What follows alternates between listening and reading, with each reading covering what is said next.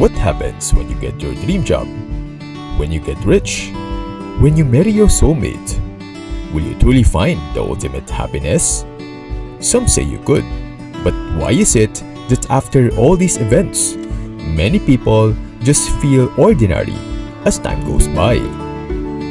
On the other hand, after experiencing major failures, why do most of us eventually recover and heal?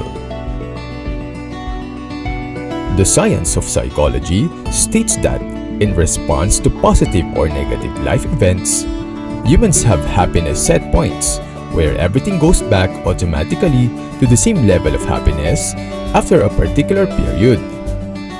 This phenomenon is commonly called hedonic adaptation or hedonic treadmill. Originally coined by psychologists Philip Brickman and Donald T. Campbell, they suggest in their study that wealth does not result to permanent gain in happiness because as the person makes more money, expectations and desires rise in tandem. For example, a luxury car and a big house will tend to just feel normal after a person becomes used to them. Different other researches were conducted to measure the happiness level of people who were lottery winners as compared to individuals who each underwent limb amputations. It may seem obvious to conclude that the lottery winners will experience the ultimate happiness because of the huge amounts of wealth they have gained, and the group who had amputations will become helpless and miserable. The results, however, say otherwise. Based on the consistent findings, after a period of several months to a year, the measured happiness of both groups returned to the same baseline levels, which is almost equivalent to what was prior to the positive and negative events. They even had identically reported qualities of experience. Hence, the lottery winners seemed to have become used to being wealthy, and the other group appeared to have adapted to their particular physical limitations. Our brain is generally wired to make us adapt our expectations to changes in our lives.